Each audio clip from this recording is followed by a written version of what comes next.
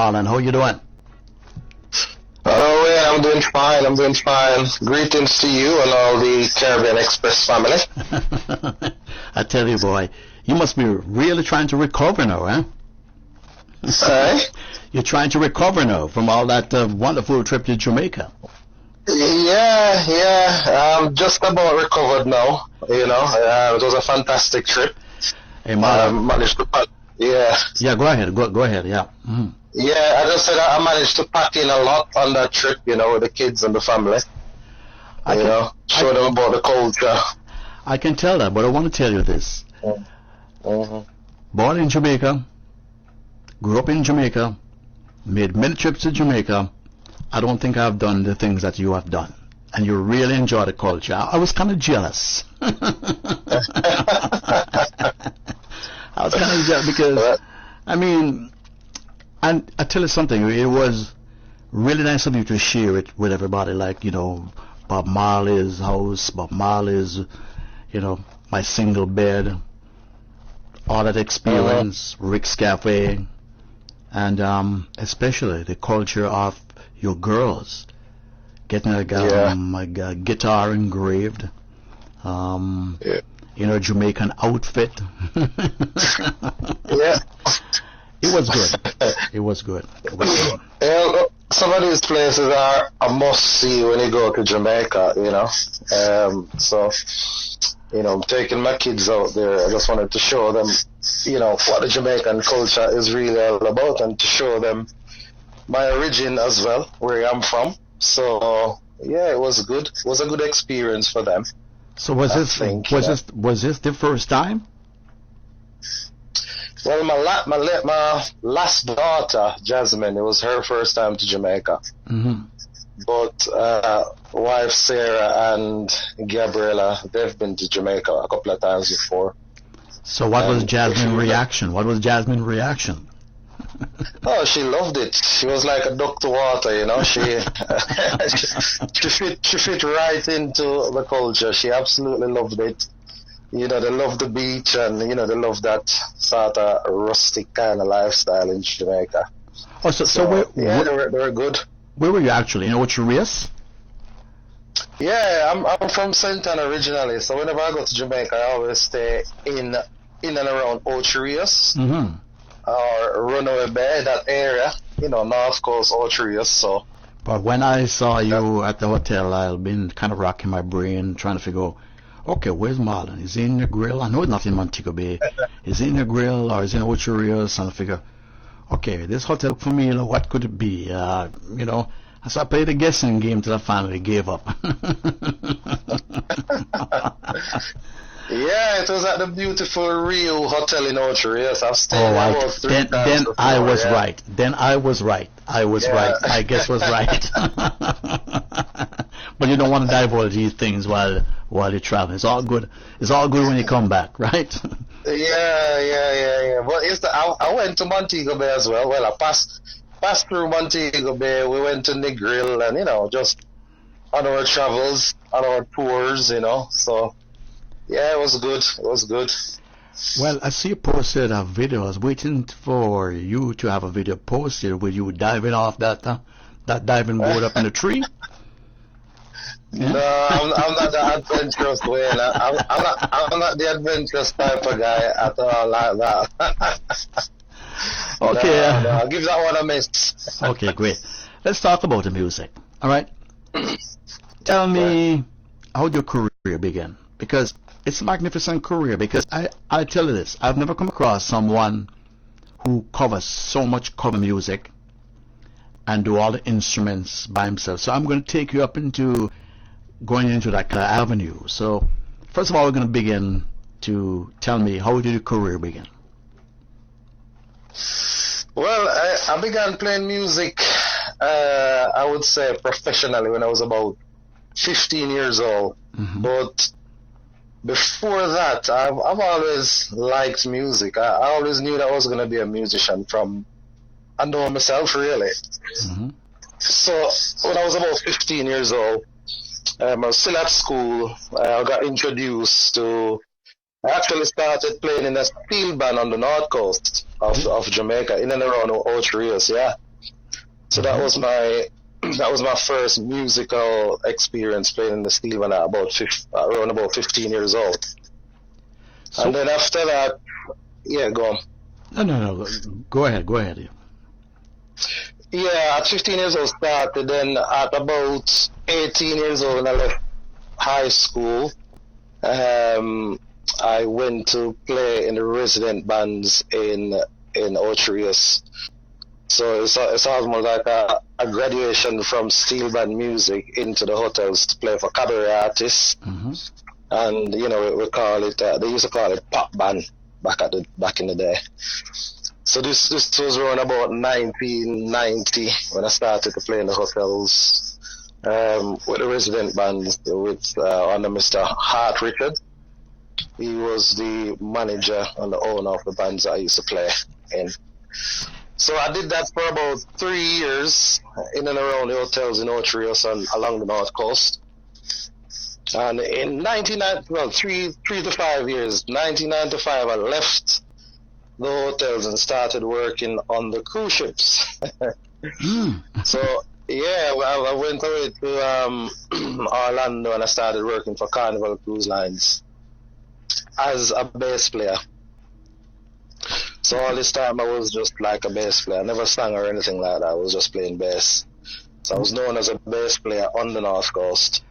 Well, I can see that because your profile says main bass, all right? But I can imagine you probably went down memory lane because when you were in Jamaica, because you performed with the band playing the bass one night, or is it several nights? No, well, it was a couple of nights. Well, the thing is, because I've been on the North Coast playing music in the past, I still know quite a few musicians. I've got friends that are musicians who still play in the hotels. So whenever I go to Jamaica, I always manage to run into one or two of them playing in the hotels, whatever hotel it is. So I always just join in, or they always invite me on stage when they see me, because they know me as a bass player. Most people know me as a bass player, so that's how that happened. So I guess somebody had to give you the bass guitar, right? yeah. Like I said, no, I didn't take my bass guitar with me. I had to, use the bass player's guitar. Well, I tell you, it's very interesting. But okay, you said when you were jamming in the hotel, you just played bass. So when did you actually start singing all these kind of fantastic songs? Because I see you did a version. The version before on Studio One. I am so in love with you. I'm going to play it today. All right. Yeah. I catch you off guard, right? Studio One days. Yeah. So when did you actually start your singing? Go on. Yeah, well, the singing, I've always thought, like I said, I was known to be a bass player, but when I was working for Mr. Hart Richard, who was the owner of the band that I used to be playing in Otrius, he was the kind of guy who always encouraged us as musicians to sing. But he would always say, all musicians should sing. He would make sure that every musician, the guitarist, bass player, keyboard player, everybody has got a microphone. Because he said, if one night the lead singer doesn't turn up, the show must go on. So he always encouraged us to sing, and that's where I really started to try to sing. But even back then, I wasn't really doing any lead singing. It was just mainly bass guitar and background vocals. Mm-hmm. So then when I went to the ship, I started to sing just a little bit more, maybe 1, 2, or 3 songs in a set. Because the lead singer, I had to help him out because we used to sing pretty much every day, and his voice sometimes would go. So I would help him out and do a couple of songs there, but still I was never a lead singer, just a couple songs. But I really started singing now when I came to England. I came to England in 1999, summer of 1999, and around about in 2002, somewhere about there, I won a singing competition believe it or not. I was encouraged to enter a singing competition that was being advertised in the papers. And even up to this stage, I didn't class myself as a singer. But anyway, I entered that competition because I was encouraged to do so.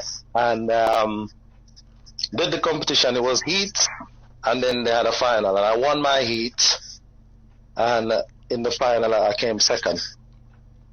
Mm-hmm. So the agent that sponsored that competition or put the competition on, they signed me up to start singing, for them. So I started going around doing gigs and that kind of thing, and the rest was history. I found my voice then, and I just started to sing. Yeah. Okay, so what made you start doing cover tracks? Because according from what I understand talking to you before, you just do it as fun. Well, that is true. I've always been interested in recording music. Mm-hmm. And because I class myself as a multi-instrumentalist, so I play more than one instrument. So I always have a studio set up at my house. So it's just something I do for fun,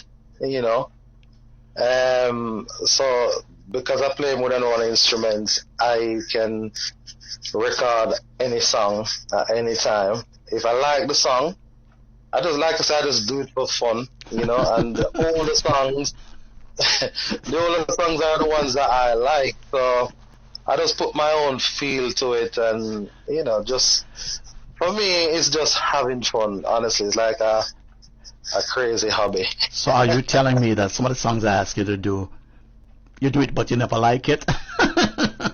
No.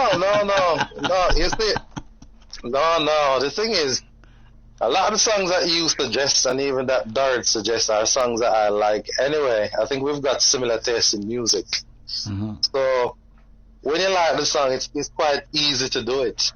And if I have the time, because sometimes I'm a busy man. So if I have the time, I can do it. It doesn't take me very long to knock a cover song up. So as far as I know, you don't park your car into the garage because the garage is the studio. No, wait. If you see I don't know if you've ever been to the UK, but the garages here are very small. So they call them a garage, but I don't think they really make them for cars to be parked in. So most people that I know convert the garage into something. No, that's I converted mine into just a little studio. Well, that's the point I was trying to get to. Okay. All right. Yeah. So let's get into the fact that I'm telling the listeners that with everything that you do, okay, whatever songs you do, you play all the instruments. Okay. Yeah. So give me an idea how you go about doing that. Well, I've got to listen to the song first. Mm-hmm. So, for instance, I'm gonna do a cover of a song. I listen to the song first, and then just sort of like develop in my head. Usually the bass line first. How I would change the bass line to make it suit like a reggae kind of sound. Mm-hmm. The drum pattern is usually quite easy. So all these things are in my head first. And then once I'm happy with what's in my head, like I'll be sitting in the studio, I'm kind of happy with what's in my head. So I'll like replay it, rethink it, but I'm happy with it. The first thing I usually put down is the piano. So I'll play the piano track, work out all the chords, put that down, and then I might play the bass line next, put that down. So I lay the piano, lay the bass, and then I'll probably lay the drums, and then I've got like a format then with piano, bass, and drums. And then after that, then the creativity really begins when I start adding all the other little things. And once I'm happy with the musical composition, then I'll start laying vocals and just keep going along like that until I'm satisfied with what I'm hearing. I tell you this, I am just at a loss what you're telling me now, Because I remember a couple of times I said, Marlon, would you be able to do this song? I like it. And before I know it, I get the next day. So how can you tell me you lay this down, you lay that down, you're happy with it, do it, and in 24 hours it's ready? Mm. Well, the thing is, some songs are easier to make than others, and some songs, for whatever reason, they just flow a lot better. Some songs, the progressions are easier than others. So if it's a relatively easy progression, one that's looped round and round, and with 2, 3, or 4 chords, and it's relatively easy to make. One of the most complicated songs that I made was the one that Dart suggested, the Lionel Richie. The only one. That was the only one. Mm-hmm, the only one. Yeah, that was a complicated song because it had a lot of changes and modulation and stuff like that. So songs like those can take me, a few days to make. But if it's a relatively easy song with simple progression, then it's easy. And then because I do the mixing myself and the mastering, some of the times even with that stage of the recording, mm-hmm. Sometimes it goes through easy, and sometimes I have problems with getting the sound right. I don't know why. That's just how it is. So some songs are easy to do, some songs a little bit more complicated. I would never get that impression that it's not easy. Yeah, well, the end result is always the same. It's just that some will take 2 hours, some will take a day, some will take 3 days or a week. Because I'm throwing one at you called "Am I That Easy to Forget?" the Cynthia Slash. Yeah, I've been listening to that song. Yeah, that's one of my favorite. Okay, yeah. From that we move on to you not only sing, but you start now to perform in clubs or bars, or you travel to here, you travel to there, and all of that. And that must be going very well for you. Yeah, like I said, when I did that competition way back in, I think it was 2002, with the agent that put the competition on, I've been working with them ever since, and I've been fairly successful on this kind of circuit when it comes to singing in pubs and clubs and bars, and I get booked a lot for stuff like that, weddings or parties or all these things. So because I've been doing it for a while now, I'm sort of like kind of well known on that circuit. Mm-hmm. So yeah, that's going well. I'm pretty much out most weekends doing it. So how do you find time for your restaurant, I would say, or your bakery, or your business, okay? Or is this Sarah is the boss for that? No, I mean, Sarah does help me, but Sarah also has a full-time job, so we're busy people. Sometimes I wonder myself how I find time to do all these things, but I guess you just have to manage your time properly, and you will find the time. My days are always packed full with activities, with being the businessman, the musician, the husband, the father. But it is not impossible. It's doable, and like I say, I get help from the family, so it's okay. We manage. Because I see when you're in Jamaica, one of your clients said that they went for parties and they finished because you posted a picture where you're having party on a yeah. in Jamaica. I said they went and parties were all out, Yeah. Well, the thing is, some things like the party is my speciality. So if I'm not there and they run out, then they're gonna have to wait until I come back, because I'm the only one who makes parties there. So when are you gonna start making the cocoa bread? Because you see you don't like cocoa bread. Yeah, No, the cocoa bread is something that I've never been a fan of when I was living in Jamaica. But in England, we've got the equivalent of what we would call a cocoa bread. We call it a balm cake, and that's what we have here in England. And people, can use that to eat your patty or your pasty as well. But to make them things, it's a little bit more complicated in terms of the baking. So I don't know if I'm going to be taking that task on anytime soon. I can't promise.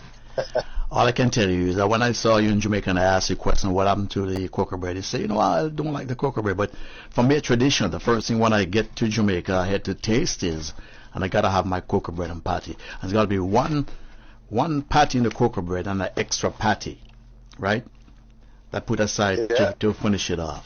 That's why when I go to BG, I read her fridge after done eat because she have a box of patty ready and put down. I love patties. Yeah. Or she better start learning to go buy the cocoa bread now because patty and cocoa bread they go together. Yeah, it's quite it's a favorite amongst Jamaicans. But I always find the cocoa bread and the patty together. Too many carbs and it can be a bit dry. You need a big box of orange juice or something like that when you have in cocoa bread and patty because it can be very dry. Boy, I tell you. So Harry, guess what happened? You have the beer in the fridge, you have the patty. Tell BG get the cocoa bread. Kind of go together. Anyway, so what's in the future for you otherwise? Well, I'm just gonna keep doing music. Like I say, music for me is at the moment it's basically it's more of a hobby than anything. But you never know where the music will take you. So I mean, at the moment, I'm happy just doing what I do, the way I do it, and just see where the wind takes me. But I've got to say, thanks very much to you, Wayne Vernon, for finding me and discovering my music, and then bringing it to all the listeners on the Caribbean Express show. I never discovered you. I never discovered you. It's not me who discovered you. Who discovered me?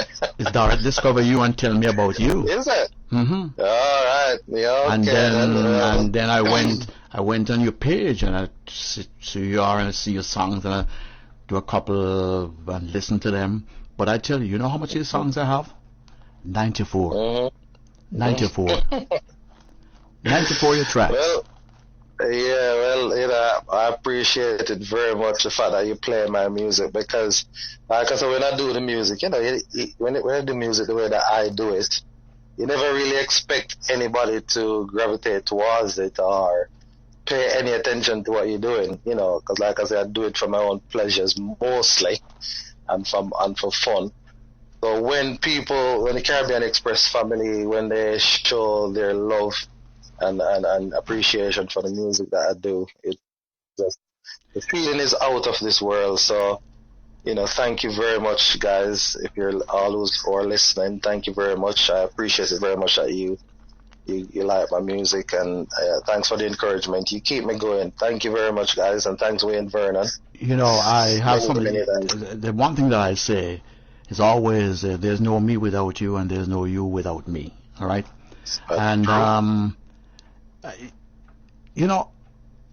I don't want to put it the wrong way for other artists to misinterpret what I'm saying, okay?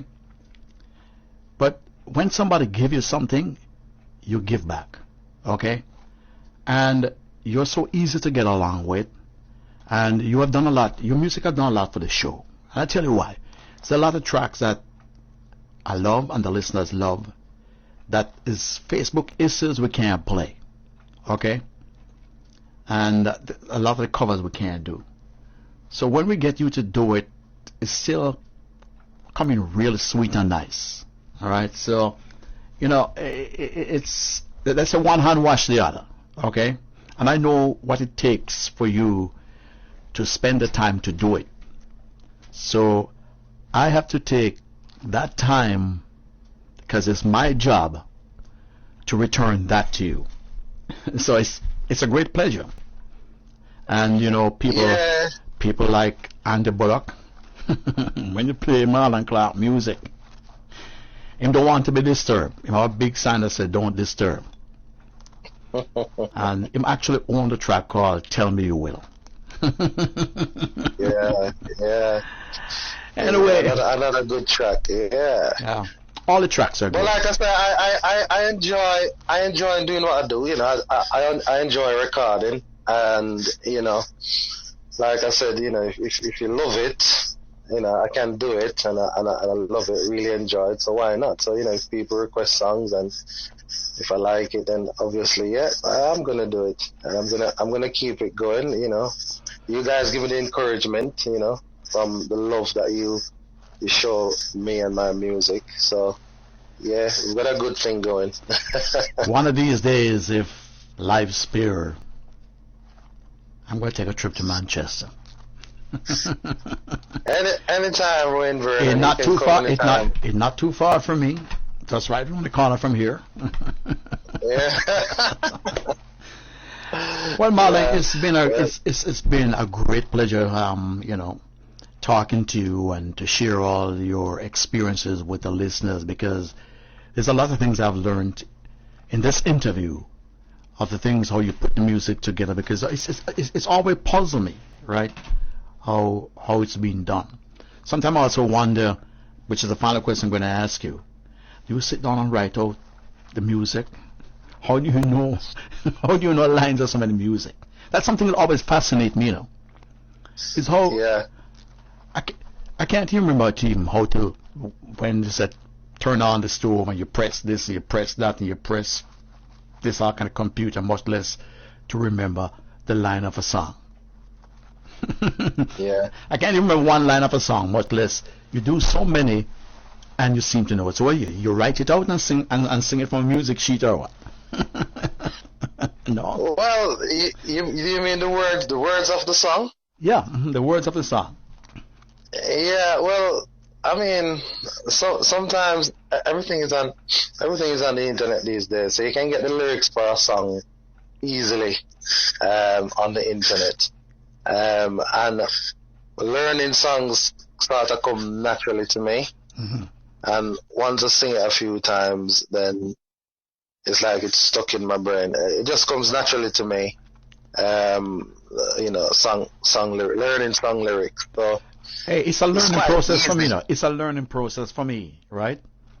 It's a learning process for me, because it's like when I wanted to do radio, okay?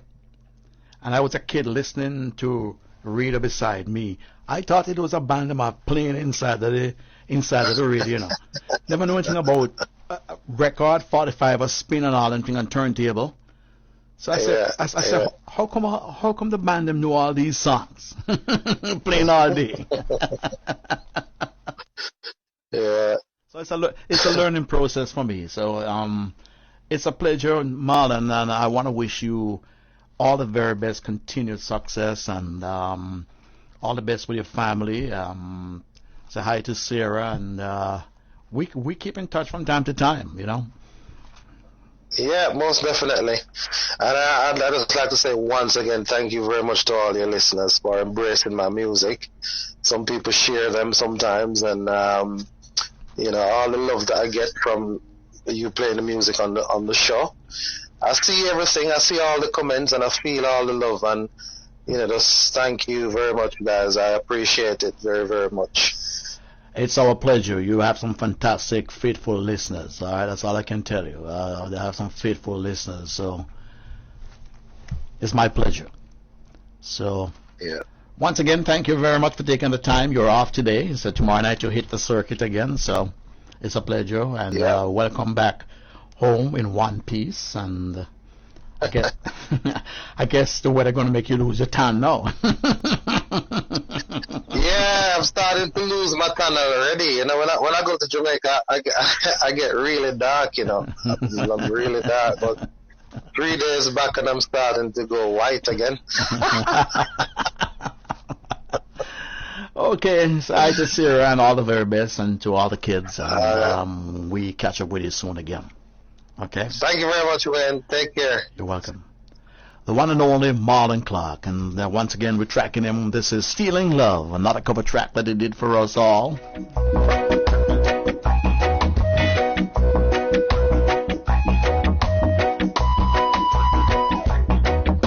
I've held you in my